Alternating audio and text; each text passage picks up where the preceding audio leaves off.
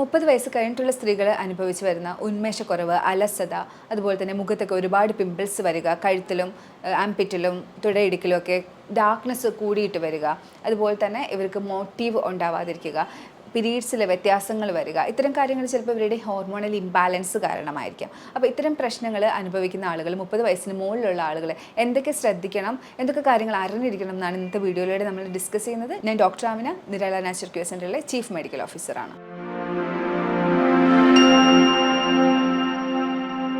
30 വയസ്സിന് മുകളിൽ വരുന്ന ആളുകൾക്ക് എപ്പോഴും ഒരു ക്ഷീണം ഒക്കെ അനുഭവപ്പെടാറുണ്ട്. അവർക്കൊന്നും ചെയ്യാനായിട്ടൊരു മോട്ടീവ് ഉണ്ടാവാറില്ല. അതുപോലെ തന്നെ മൂഡ് സ്വിങ്സ് എന്ന് എല്ലാവരും എപ്പോഴും പറയാറുണ്ട്. ഇപ്പോൾ പല ആളുകളും അതിനെ കളിയാക്കിക്കൊണ്ടും കാര്യങ്ങൾ പറയാറുണ്ട്. എന്നാൽ ഇത്തരത്തിലുള്ള ആളുകൾക്ക് ഹോർമോണിൻ്റെ ഇംബാലൻസ് കാരണം ഒരുപക്ഷെ ഹോർമോണിൻ്റെ ഇംബാലൻസ് ഇല്ലാത്ത സ്ത്രീകൾക്ക് പോലും ഇത്തരത്തിലുള്ള മൂഡ് സ്വിങ്സ് കാര്യങ്ങൾ ഉണ്ടാവാറുണ്ട്.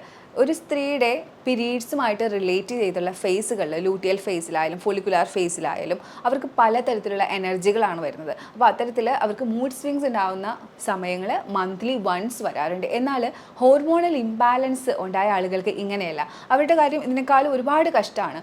അവർക്ക് എപ്പോഴും ഈ ഒരു മൂഡ് സ്വിങ്സ് ഉണ്ടാകും. കാര്യം എപ്പോഴും ഈ ഒരു ഈസ്ട്രോജൻ്റെയും പ്രൊജസ്ട്രോണിൻ്റെയും ഏറ്റക്കുറച്ചിലും കാര്യങ്ങളൊക്കെ കാര്യം അവരെപ്പോഴും ദേഷ്യപ്പെടുന്ന ഒരു പ്രകൃതമായിരിക്കും. ഇത്തരത്തിലുള്ള ഹോർമോണൽ ഇംബാലൻസ് വരാനായിട്ടുള്ള കാരണങ്ങളിൽ പ്രധാനമായിട്ടും പറയുന്നത് ജീവിതശൈലിയിൽ വന്ന മാറ്റങ്ങളാണ്, ലൈഫ് സ്റ്റൈലിൽ വന്ന കുറച്ച് മാറ്റങ്ങൾ. കല്യാണം കഴിഞ്ഞതിന് ശേഷം പെട്ടെന്ന് ലൈഫൊക്കെ എൻജോയ് ചെയ്യുന്ന സമയത്ത് ഭക്ഷണമൊക്കെ ഒരുപാട് കഴിക്കുക, പുറത്തുനിന്ന് ഭക്ഷണം കഴിക്കുക, ഇതൊക്കെ കാരണം ജീവിതശൈലിയിൽ വന്ന ചെറിയ മാറ്റമായിരിക്കാം ഇവർക്ക് ഈ ഒരു ഹോർമോണൽ ഇംബാലൻസ് കൊണ്ടുവന്നത്. ഇതിനേക്കാൾ ഉപരി ഡെലിവറിക്ക് ശേഷം ഒരു ഹോർമോണൽ ഇംബാലൻസ് വരാനുള്ള കാര്യം വരുന്നുണ്ട്. അത് സ്ട്രെസ്സാണ്. എപ്പോഴും ഇത്തരത്തിലുള്ള കേസ് എടുക്കുന്ന സമയത്ത് അവർക്ക് തന്നെ അറിയില്ല ഈ ഒരു പോസ്റ്റ് പാർട്ടം ഡിപ്രഷൻ എന്നൊക്കെ പറയുന്നത്. ഇപ്പം 10-45 വയസ്സ് അല്ലെങ്കിൽ 50 വയസ്സൊക്കെ ഉള്ള ആളുകൾ പോലും ഹിസ്റ്ററി എടുക്കുന്ന സമയത്ത് അവരുടെ പോസ്റ്റ് പാർട്ടം എത്രത്തോളമാണ് അവരിലേക്ക് സ്ട്രെസ്സ് കോൺട്രിബ്യൂട്ട് ചെയ്തതെന്നും അതുപോലെ തന്നെ അവരിലേക്ക് വന്നിട്ടുള്ള ആ ഒരു മാറ്റം, ആ മൂഡ് സ്വിങ്സ് കാര്യങ്ങൾ ഹോർമോണൽ ഇംബാലൻസിലേക്ക് എത്തിച്ചത് നമുക്ക് നന്നായിട്ട് മനസ്സിലാവും. അതുപോലെ തന്നെ സ്ലീപ്പിലേക്ക് വരുമ്പോഴത്തേക്കും നൈറ്റ് ഷിഫ്റ്റ് ഡ്യൂട്ടി ചെയ്യുന്ന എസ്പെഷ്യലി നഴ്സ് ആയിട്ടുള്ള ആളുകൾക്കാണ് ഇത്തരത്തിലുള്ള പ്രശ്നങ്ങൾ വരുന്നത്. അവർക്കിതിൽ വലിയ മാറ്റങ്ങളൊന്നും വരുത്താനും കഴിയില്ല. അപ്പോൾ ഇത്തരത്തിൽ നൈറ്റിൽ സ്ലീപ്പ് കുറവുള്ളവർ, ഇത്തരത്തിൽ ജോലി ഇല്ലാതെ തന്നെ നൈറ്റിലെ സ്ലീപ്പ് വ്യതിയാനം വരുത്തുന്ന ഒരുപാട് ആളുകളുണ്ട്. ഫോൺ യൂസ് ചെയ്തുകൊണ്ടും സ്ട്രെസ്സ് കാരണമൊക്കെ. അപ്പോൾ നമുക്ക് അവോയ്ഡ് ചെയ്യാൻ പറ്റുന്ന ഫാക്ടേഴ്സാണ്. ഇപ്പോൾ സ്ട്രെസ്സാണ്, അല്ലെങ്കിൽ ആൻസൈറ്റി ആണ്, എന്തെങ്കിലും വിഷമങ്ങളാണ്, വിഷാദമാണെന്നുണ്ടെങ്കിൽ ഉറപ്പായിട്ടും ഒരു ട്രീറ്റ്മെൻറ്റ് എടുത്ത് 500 അല്ലെങ്കിൽ 1000 രൂപ കൊടുത്തിട്ട് ഒരു കൗൺസിലിംഗ് എടുക്കുന്നതിലൂടെ നിങ്ങൾക്ക് ആ ഒരു പ്രശ്നം മാറിക്കിട്ടും. അതോടുകൂടി ആ ഒരു ലൈഫിൻ്റെ ക്വാളിറ്റി തന്നെ നിങ്ങൾക്ക് ഇമ്പ്രൂവ് ചെയ്യാൻ പറ്റും. അതുപോലെ തന്നെ നിങ്ങളിനിപ്പോൾ ഫോൺ യൂസ് ചെയ്തിട്ടാണെങ്കിൽ അതും നിങ്ങൾക്ക് പറ്റുന്നില്ലെങ്കിൽ അതിനും ഒരു കൗൺസിലിംഗ് എടുക്കുക, അല്ലെങ്കിൽ ആരോടെങ്കിലും ഒരു ഡോക്ടറിനോട് സംസാരിച്ച് ആ ഒരു ഫോണിൻ്റെ ഉപയോഗം കുറയ്ക്കുക. മിക്കപ്പോഴും ഇങ്ങനത്തെ അഡിക്ഷൻസ് ഉണ്ടാകുന്നത് എന്തെങ്കിലും ഒരു റീസൺ കാരണം തന്നെ ആയിരിക്കാം. നമുക്ക് ഒരു നല്ല ലൈഫ് സ്റ്റൈൽ ഫോളോ ചെയ്യാൻ പറ്റാതിരിക്കുന്നതും ഒക്കെ എന്തെങ്കിലും ഒരു അഡിക്ഷനോ അല്ലെങ്കിൽ ഒരു ആൻസൈറ്റിയോ അല്ലെങ്കിൽ ഒരു സ്ട്രെസ്സോ ഒക്കെ കാരണം തന്നെ ആയിരിക്കും. അപ്പോൾ അതൊന്നും മാറ്റാനായിട്ട് ശ്രമിക്കുക. ഈ നൈറ്റ് ഷിഫ്റ്റിൻ്റെ കാര്യം പറയുമ്പോൾ ഇത്തരം നൈറ്റ് ഷിഫ്റ്റൊക്കെ ചെയ്യുന്ന ആളുകൾ പകൽ സമയത്ത് നിങ്ങൾക്ക് കിട്ടുന്ന സമയത്ത് 7 മണിക്കൂർ ഡാർക്ക് റൂമിൽ തന്നെ ഉറങ്ങുക എന്നുള്ളതാണ്. ഫുഡ് ഹാബിറ്റ്സിൽ വന്നിട്ടുള്ള മാറ്റങ്ങൾ മിക്കപ്പോഴും ഇത്തരത്തിലുള്ള ഹോർമോണൽ ഇംബാലൻസ് കൊണ്ടുവരാറുണ്ട്. പ്രത്യേകിച്ച് പ്രവാസ ജീവിതത്തിലേക്ക് പോകുന്ന ആളുകൾ ചിലപ്പോൾ പുറത്തുനിന്നായിരിക്കും എപ്പോഴും ഭക്ഷണം കഴിക്കുക, അല്ലെങ്കിൽ ഫ്രോസൺ ഫുഡുകൾ കൂടുതലായിട്ട് ഉപയോഗിക്കാറുണ്ടാവും. അപ്പോൾ ഇത്തരത്തിൽ ഫുഡ് അൺഹൈജീനിക്കും അൺഹെൽത്തിയുമായിട്ട് മാറുന്ന സാഹചര്യത്തിൽ ഹോർമോണൽ ഇംബാലൻസ് വരാനുള്ള സാധ്യതയുണ്ട്. എങ്ങനെയൊക്കെ ആയാലും നിങ്ങൾ ഈ ഒരു ഫുഡിൻ്റെ കാര്യത്തിൽ കോംപ്രമൈസ് ചെയ്യാതിരിക്കുക. അതുപോലെ തന്നെ ഫുഡിനകത്ത് നിങ്ങളിപ്പോൾ എന്തെങ്കിലുമൊക്കെ മെറ്റബോളിസം കൂടാനായിട്ടോ അല്ലെങ്കിൽ വെയിറ്റ് കുറയാനായിട്ടോ എന്തെങ്കിലുമൊക്കെ പൊടികൾ, പൗഡേഴ്സൊക്കെ യൂസ് ചെയ്തിട്ടുണ്ടെങ്കിലും നിങ്ങൾക്ക് ഇത്തരത്തിലുള്ള പ്രശ്നങ്ങൾ വരാം. അടുത്തതായിട്ട് ഹോർമോണൽ ഇംബാലൻസ് വരാനായിട്ട് കാരണമാകുന്നത് ആക്ടിവിറ്റീസ് കുറഞ്ഞു പോകുന്നതാണ്. മിക്ക ആളുകളും പറയാറുണ്ട് ഒന്നും ചെയ്യാനുള്ള സമയവും സാഹചര്യവും ഇല്ല എന്നുള്ളത്. അപ്പോൾ ഞാൻ പറയുന്നൊരു കാര്യമാണ്, അത് ഇല്ലാത്തതല്ല, നിങ്ങളത് കണ്ടുപിടിക്കാത്തത് കൊണ്ടാണ്. ഈ പറയുന്ന ആക്ടിവിറ്റിക്ക് വേണ്ടി നിങ്ങൾ മണിക്കൂറുകളോളം ഒന്നും മാറ്റി വെക്കണ്ട. ഞാൻ എപ്പോഴും പറയുന്നൊരു കാര്യമുണ്ട്, 5 മിനിറ്റ് അല്ലെങ്കിൽ 10 മിനിറ്റ് നിങ്ങളൊന്ന് സ്പെയർ ചെയ്യുക ഈ ഒരു ആക്ടിവിറ്റി ചെയ്യാനായിട്ട്, ഫുൾ ബോഡി ഒന്ന് വർക്കൗട്ട് ചെയ്യാനായിട്ട്. അതിൽ നിങ്ങൾക്ക് വരുന്ന വ്യത്യാസം വളരെ വലുതാണ്. നമ്മുടെ ശരീരത്തിലെ മെറ്റബോളിസം കൂടി ഇരുന്നാൽ മാത്രമേ ഹോർമോണിന് ബാലൻസ് ഉണ്ടാവുള്ളൂ. അപ്പോൾ മെറ്റബോളിസം കൂടാനായിട്ട് ശരീരം നന്നായി അനങ്ങുന്ന രീതിയിലുള്ള വർക്കൗട്ടുകൾ ചെയ്യുക. അടുത്തതായിട്ട് അനാവശ്യമായിട്ട് സ്ട്രെസ് എടുക്കുന്ന ആളുകളുണ്ടാവും. ഒരു പക്ഷേ ഈ ഒരു ഹോർമോണൽ ഇംബാലൻസ് കാരണമായിരിക്കാം നിങ്ങൾക്ക് സ്ട്രെസ് ഉള്ളത്. അല്ലെങ്കിൽ നിങ്ങൾക്ക് പൊതുവേ സ്ട്രെസ്സ് കൂടുതലുള്ള ക്യാരക്ടറായിരിക്കാം. ഇതിൽ ഏതായാലും സ്ട്രെസ് മാനേജ്മെൻറ്റ് ഇത്തരം ആളുകൾ ഹോർമോണൽ ഇംബാലൻസ് കാരണം ഞാൻ പറഞ്ഞ സിംറ്റംസ് നിങ്ങൾക്കുണ്ട്, ആദ്യം ഞാൻ പറഞ്ഞ സിംറ്റംസ് നിങ്ങൾ അനുഭവിക്കുന്നുണ്ടെങ്കിൽ ഒരു സ്ട്രെസ് മാനേജ്മെൻറ്റ് അല്ലെങ്കിൽ ഒരു trauma therapy, stress management, yoga, meditation ഇതിലേതെങ്കിലും ഒന്ന് നിങ്ങൾ കൃത്യമായിട്ട് ഫോളോ ചെയ്യുക. അല്ലെങ്കിൽ ഒരു കൗൺസിലിങ്ങിന് പോയി ആ ഒരു സൈക്കോളജിസ്റ്റിൻ്റെ സഹായത്തോടു കൂടി നിങ്ങളുടെ പ്രശ്നങ്ങൾ പരിഹരിക്കുക. ഇത്തരം ആളുകൾ ലൈഫ് സ്റ്റൈലിൽ വരുത്തേണ്ട കുറച്ച് ഇമ്പോർട്ടൻ്റ് ആയിട്ടുള്ള മാറ്റങ്ങൾ എന്തൊക്കെയാണെന്ന് നമുക്കിനി നോക്കാം. അതായത് നിങ്ങൾ കഴിക്കുന്ന ഭക്ഷണത്തിൽ കാർബോഹൈഡ്രേറ്റ് മാക്സിമം കുറയ്ക്കുക എന്നുള്ളതാണ്. കാര്യം നിങ്ങളുടെ ബോഡിയിലെ മെറ്റബോളിസം ഒന്ന് കൂട്ടിയെടുക്കണം. അതുപോലെ തന്നെ ബോഡിയിൽ വന്നിരിക്കുന്ന മാറ്റം, ബോഡിയിൽ ഉണ്ടായിരിക്കുന്ന ലതാർജി അതെല്ലാം മാറ്റണമെങ്കിൽ കാർബോഹൈഡ്രേറ്റ് നല്ല രീതിയിൽ കുറയണം. അങ്ങനെ നല്ല രീതിയിൽ കാർബോഹൈഡ്രേറ്റ് കുറയണമെങ്കിൽ ഞാൻ ഈ പറയുന്ന പോലെ നിങ്ങൾ ഫുഡ് കഴിക്കണം. അതായത് 4 ടേബിൾ സ്പൂൺ ആയിരിക്കണം നിങ്ങളുടെ കാർബോഹൈഡ്രേറ്റ് ഇൻടേക്ക്. അതിപ്പം നിങ്ങൾ വൈറ്റ് റൈസ് ആയാലും തവിടുള്ള അരി ആയാലും മില്ലറ്റ് ആയാലും ഏതൊന്നായാലും നിങ്ങൾ 4 ടേബിൾ സ്പൂൺ. ഇപ്പോൾ ഇത് പറയുമ്പോൾ നിങ്ങൾക്ക് ബുദ്ധിമുട്ടുണ്ടെങ്കിൽ ഒരു 6 ടേബിൾ സ്പൂൺ വരെ നിങ്ങൾ ആക്കിക്കോളൂ. പക്ഷേ ക്രമേണ നിങ്ങളത് 4ലേക്ക് കൊണ്ടുവരണം. അതുപോലെ തന്നെ നിങ്ങൾ കഴിക്കുമ്പോൾ 8 ടേബിൾ സ്പൂണെങ്കിലും ഫൈബർ ഉണ്ടായിരിക്കണം. അതിൽ 4 ടേബിൾ സ്പൂൺ നിങ്ങൾക്ക് റോ വെജിറ്റബിൾസ് വേണമെങ്കിൽ എടുക്കാം, ലിവറിനൊന്നും പ്രശ്നമില്ലെങ്കിൽ. അതുപോലെ തന്നെ 4 ടേബിൾ സ്പൂൺ ചീരത്തോരനോ അല്ലെങ്കിൽ മുരിങ്ങയിലയുടെ തോരനോ അവിയലോ ബീൻസോ ക്യാരറ്റോ എന്താണോ നിങ്ങൾക്ക് ഇഷ്ടമുള്ളത് അതെടുക്കാം. ഇനി നിങ്ങൾക്ക് നിങ്ങളുടെ ഇഷ്ടത്തിനനുസരിച്ച് മീൻ ഇതിനകത്ത് ഉൾപ്പെടുത്താം.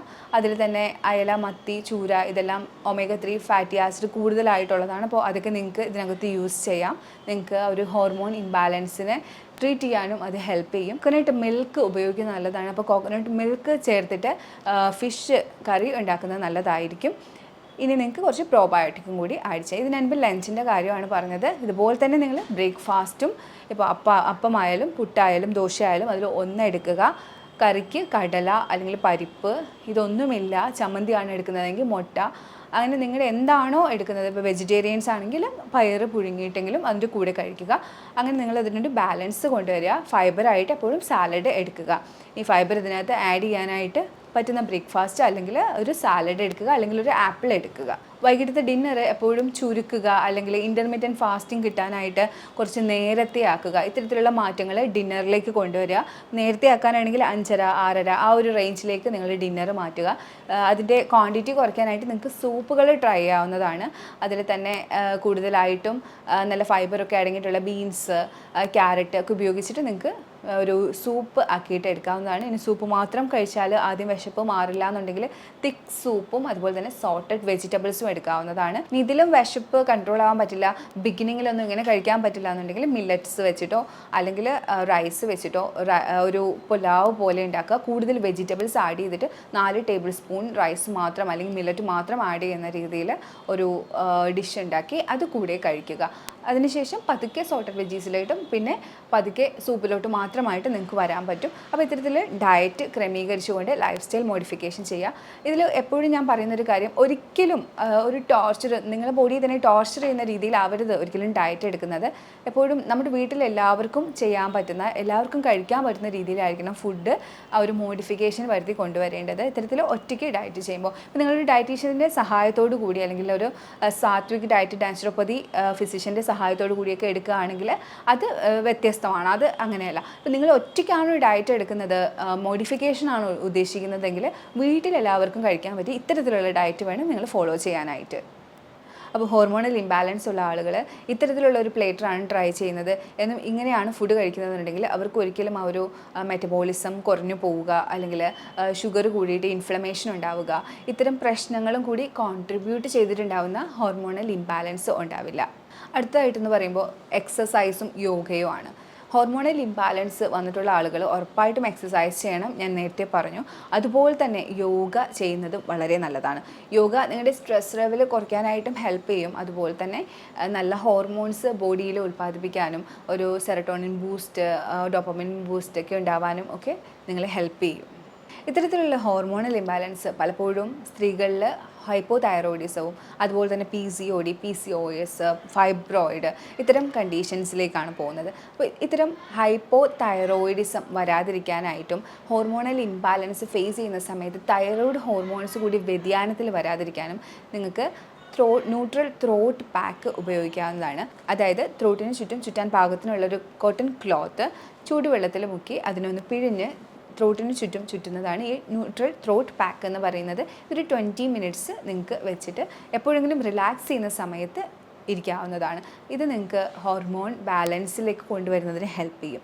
ഇനി ബാക്കിയുള്ള ഹോർമോൺസ് എന്ന് പറയുന്നത് ഈസ്ട്രോജൻ, പ്രൊജസ്ട്രോൺ അതൊക്കെയാണ്. അപ്പോൾ അതിനെ ബാലൻസ് ചെയ്യാനായിട്ട് നിങ്ങൾക്ക് ഹിപ്പ് ബാത്ത് അല്ലെങ്കിൽ കോൾഡ് അബ്ഡോമിനൽ പാക്കൊക്കെ യൂസ് ചെയ്യാവുന്നതാണ്. ഹിപ്പ് ബാത്ത് ആണെങ്കിൽ ഒരു വാവട്ടമുള്ള പാത്രത്തിനകത്ത് വെള്ളം ഫില്ല് ചെയ്തതിന് ശേഷം അര ഇറക്കി വെച്ച് കാല് പുറത്തേക്കിട്ട് നിങ്ങൾക്ക് റെസ്റ്റ് ചെയ്യാവുന്നതാണ്. ഇതും 20 മിനിറ്റ്സ് ആണ് ചെയ്യേണ്ടത്. Abdominal pack, cold abdominal pack ആണെങ്കിൽ ഒരു 4 മടക്കാക്കാൻ പറ്റുന്ന ടവൽ വെറ്റ് ചെയ്ത് വയറ്റിലിട്ട് ഒരു 20 മിനിറ്റ്സ് റെസ്റ്റ് ചെയ്യാവുന്നതാണ്. അപ്പോൾ ഇത്രയും കാര്യങ്ങൾ നിങ്ങളുടെ ഹോർമോണിനെ ബാലൻസ് ചെയ്യാനായിട്ട് ഹെൽപ്പ് ചെയ്യും. മുകളിൽ പറഞ്ഞ ഈ കാര്യങ്ങളെല്ലാം ചെയ്യുന്നതിൻ്റെ കൂട്ടത്തിൽ ചായയ്ക്ക് പകരമായിട്ട് ഹെർബൽ ടീകൾ യൂസ് ചെയ്യുകയാണെങ്കിൽ നിങ്ങൾക്ക് കുറച്ചും കൂടി ഹോർമോണൽ ഇംബാലൻസ് വളരെ ഈസി ആയിട്ട് കിട്ടും. അതായത് ജീരകം, അയമോദകം, ചുക്ക് ഇവ തിളപ്പിച്ചിട്ട് എടുക്കുന്ന ഒരു ഹെർബൽ ടീ, അത് നിങ്ങളെപ്പോഴും 4 മണിക്ക് ഒരു 3 ദിവസം ചേർത്തെടുക്കുക. അത് കഴിഞ്ഞ് അജ്വൈൻ മാത്രം തിളപ്പിച്ച വെള്ളം ഒരു 3 ദിവസം എടുക്കുക. സിന്നമൺ ടീ ഉണ്ടാക്കുന്ന രീതി ഞാൻ പറയാറുണ്ട്. 150 ml വെള്ളം എടുത്ത് അതിനകത്ത് സിലോൺ കറുവപ്പട്ട ഇട്ട് തിളപ്പിച്ച് അതിനെ 50 ml ആക്കിയിട്ട് അത് ഒരു 3 ദിവസം എടുക്കുക. ഞാൻ ഈ 3 ദിവസത്തിന് കണക്ക് പറയുന്നത് അല്ലെങ്കിൽ 5 ദിവസം ഒരു ചെറിയ പീരീഡിൽ മാത്രമേ നിങ്ങൾ ഇത്തരത്തിലുള്ള ഹെർബൽ ടീകൾ കണ്ടിന്യൂസ് ആയിട്ട് എടുക്കാൻ പാടുള്ളൂ. അല്ലെങ്കിൽ ഇതിനകത്തുള്ള കണ്ടൻറ്റ് നിങ്ങളുടെ ബോഡിയിൽ കൂടുതലായിട്ട് വരും. അതുകൊണ്ടാണ്. അപ്പോൾ അത് ഉപയോഗിക്കുക. അല്ലെങ്കിൽ ജിഞ്ചർ ടീ ഉപയോഗിക്കുക. ഇത് ചെമ്പരത്തി ഇല കൊണ്ടുണ്ടാക്കുന്ന ടീ ഉപയോഗിക്കാം. അങ്ങനെ ഹെർബൽ ടീകൾ, ഡിഫറെൻ്റ് ആയിട്ടുള്ള ഹെർബൽ ടീകൾ മെറ്റബോളിസം കൂടാനും ഹോർമോൺ ബാലൻസ് ആക്കാനും ഹെൽപ്പ് ചെയ്യും. അപ്പോൾ നിങ്ങളുടെ മിൽക്ക് ടീ അല്ലെങ്കിൽ ബ്ലാക്ക് ടീ, കോഫി ഒക്കെ മാറ്റിയിട്ട് ഈ ടീകൾ ഏതെങ്കിലും ഒരു നേരം റീപ്ലേസ് ചെയ്യുക. അതുപോലെ തന്നെ കരിഞ്ജീരകം വളരെ നല്ലതാണ്, ആൻറ്റി ഇൻഫ്ലമേറ്ററി ആണ്. കൂടുതലായിട്ട് നിങ്ങൾക്ക് മെറ്റബോളിസം കൂടാനായിട്ട് ഹെൽപ്പ് ചെയ്യും. അതൊരു സ്പൈസാണ്. അപ്പോൾ കരിഞ്ജീരകത്തിൻ്റെ പൊടി കൊണ്ടും നിങ്ങൾക്ക് വെള്ളം തിളപ്പിച്ച് അതിൻ്റെ ഹെർബൽ ടീയും നിങ്ങൾക്ക് എടുക്കാവുന്നതാണ്. അങ്ങാടിക്കടയിലൊക്കെ മേടിക്കാൻ കിട്ടുന്ന അശ്വഗന്ധ എടുക്കുന്നത് നല്ലതാണ്. അശ്വഗന്ധ ഫുഡിൻ്റെ കൂടെ എടുക്കുകയാണെങ്കിൽ വയറ് അപ്സെറ്റ് ഉണ്ടാവാനുള്ള സാധ്യതയുണ്ട്, അത് മാറിക്കിട്ടും. അതുപോലെ തന്നെ അശ്വഗന്ധ പാലിൽ എടുക്കുകയാണെങ്കിൽ കുറച്ചും കൂടി അബ്സോർബ് ചെയ്യാൻ എളുപ്പമായിരിക്കും. പക്ഷേ എപ്പോഴും ഇതൊരു ഡോക്ടറിൻ്റെ ഗൈഡൻസോട് കൂടി മാത്രം ചെയ്യുക. ഇനി ഇതൊക്കെ അടങ്ങിയിട്ടുള്ള സപ്ലിമെൻറ്റ്സ്, അശ്വഗന്ധ ഈ പറഞ്ഞ കാര്യങ്ങളൊക്കെ അടങ്ങിയിട്ടുള്ള സപ്ലിമെൻറ്റ്സും അവൈലബിൾ ആണ്. ഇതൊന്നും കൃത്യമായിട്ട് എടുക്കാൻ കഴിയാത്തവർക്ക് അത്തരത്തിലുള്ള സപ്ലിമെൻറ്റ്സ് എടുക്കാവുന്നതാണ്. പണ്ടുകാലത്ത് സ്ത്രീകൾ സ്ഥിരമായി ചെയ്തിരുന്ന കുറച്ച് കാര്യങ്ങളുണ്ട് ഹോർമോണൽ ഇംബാലൻസ് വരാതിരിക്കാനായിട്ട്. അതിലൊന്നാണ് ചെമ്പരത്തി ഇതൾ തേനിൽ ചാലിച്ച് കഴിച്ചിരുന്ന ഒരു ശീലം. അതിന്ന് ആരും ചെയ്യാറില്ല.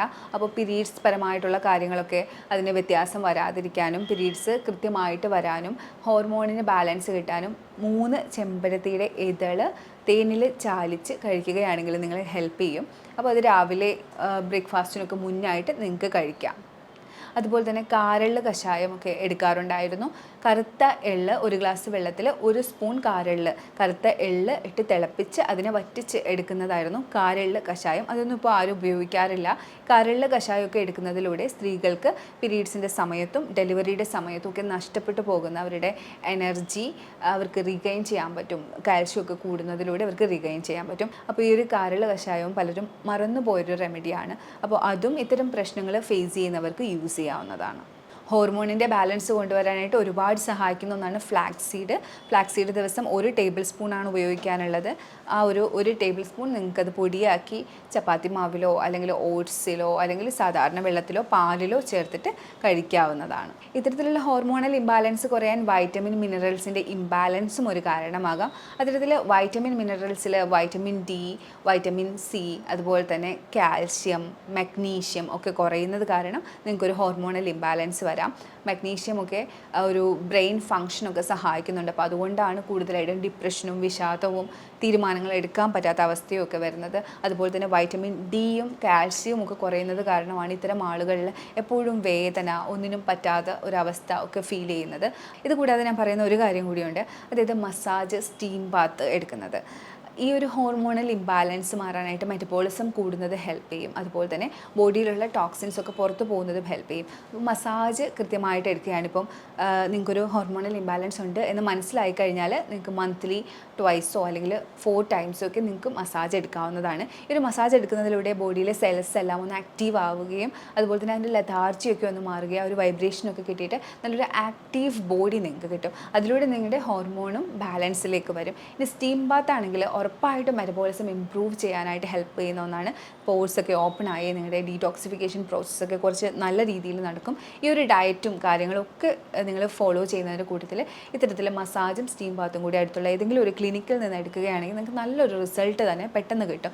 ഇങ്ങനെ ചെയ്യുന്നതിലൂടെയാണ് നിങ്ങൾക്കൊരു 1 മന്തിൽ പെട്ടെന്ന് തന്നെ ഒരു ഇംബാലൻസ് ക്യൂർ ചെയ്ത് റിവേഴ്സ് ചെയ്ത് വരാൻ പറ്റുന്നത്. അപ്പോൾ ഇത്രയും കാര്യങ്ങൾ, അതായത് ലൈഫ് സ്റ്റൈൽ മോഡിഫൈ ചെയ്യുന്നത്, അതിൽ നിങ്ങൾ ഫുഡിൻ്റെ മോഡിഫിക്കേഷൻ കൊണ്ടുവരുന്നു, ഈ ഒരു പ്ലേറ്ററൊക്കെ നിങ്ങൾ മോഡിഫൈ ചെയ്യുന്നു, സ്ട്രെസ് മാനേജ്മെൻറ്റ് ചെയ്യുന്നു, എക്സസൈസ് കൃത്യമായിട്ട് ചെയ്യുന്നു, യോഗയൊക്കെ ഇൻക്ലൂഡ് ചെയ്യുന്നു. അതിൻ്റെ കൂട്ടത്തിൽ നിങ്ങളുടെ വൈറ്റമിൻ മിനറൽസ്, അതിൽ മെഗ്നീഷ്യം, പ്രത്യേകിച്ച് മെഗ്നീഷ്യം, വൈറ്റമിൻ ഡി ഒക്കെ കറക്റ്റ് ആണെന്ന് ഉറപ്പ് വരുത്തുന്നു. ഇല്ലെങ്കിൽ അതിൻ്റെ അതായിട്ടുള്ള ഒരു സപ്ലിമെൻറ്റ് കാര്യങ്ങൾ എടുക്കുക. ഒമേഗ 3 ഫാറ്റി ആസിഡൊക്കെ കുറവാണ് എന്നുണ്ടെങ്കിൽ, വൈറ്റമിൻ ഡി കുറവാണെന്നുണ്ടെങ്കിൽ ഒമേഗ 3 ഫാറ്റി ആസിഡൊക്കെ എടുക്കുന്ന സമയത്ത് നിങ്ങളുടെ ഇൻഫ്ലമേഷനൊക്കെ കുറഞ്ഞു കിട്ടും. ഇൻഫ്ലമേഷൻ ഉറപ്പായിട്ടും നിങ്ങൾക്ക് ഹോർമോണൽ ഇംബാലൻസ് ഉണ്ടാക്കാനായിട്ട് കാരണമാവുന്നുണ്ട്. അപ്പോൾ ഇത്രയും കാര്യങ്ങൾ ഇതിൻ്റെ കൂട്ടത്തിൽ നിങ്ങൾ ഈ ഒരു മസാജ്, സ്റ്റീം ബാത്ത് കൂടി എടുക്കുകയാണെങ്കിൽ ഉറപ്പായിട്ടും നിങ്ങൾക്ക് 1 മന്തിൽ തന്നെ ഒരു ഹോർമോണൽ ഇംബാലൻസ് കൊണ്ട് നിങ്ങൾ അനുഭവിച്ചു കൊണ്ടിരിക്കുന്ന ഈ ഒരു വിഷമം, ബുദ്ധിമുട്ട്, പിമ്പിൾസ് കൂടി വരുന്ന അവസ്ഥ, ഇതെല്ലാം ഈ ഒരു ബ്ലാക്ക് ഡിസ്കളറേഷൻ, ഈ എല്ലാ പ്രശ്നങ്ങൾക്കും നിങ്ങൾക്ക് നല്ലൊരു പരിഹാരം കിട്ടും. ഞാനീ പറഞ്ഞ പ്രശ്നങ്ങൾ നിങ്ങൾക്കുണ്ടെന്ന് നിങ്ങൾക്ക് ഫീൽ ചെയ്യുന്നുണ്ട്, ഇത് ഹോർമോണൽ ഇംബാലൻസ് ആണ് എന്ന് നിങ്ങൾക്ക് ഫീൽ ചെയ്യുന്നുണ്ടെങ്കിൽ ഈ കാര്യങ്ങളൊക്കെ നിങ്ങൾക്ക് ചെയ്ത് നോക്കാവുന്നതാണ്. ഇനി ഇതിനെക്കുറിച്ച് കൂടുതൽ എന്തെങ്കിലും നിങ്ങൾക്ക് അറിയണമെങ്കിൽ ഈ കാണുന്ന നമ്പറിലേക്ക് നിങ്ങൾക്ക് കോൺടാക്ട് ചെയ്യാവുന്നതാണ്. നമുക്ക് ഓൺലൈൻ കൺസൾട്ടേഷനും ഓഫ്ലൈൻ കൺസൾട്ടേഷനും ഇൻ പേഷ്യൻറ്റ് ഫെസിലിറ്റിയും അവൈലബിൾ ആണ്. ഇനി ഒരു വീഡിയോയിലേക്ക് കാണുന്നവരേക്കും ബൈ.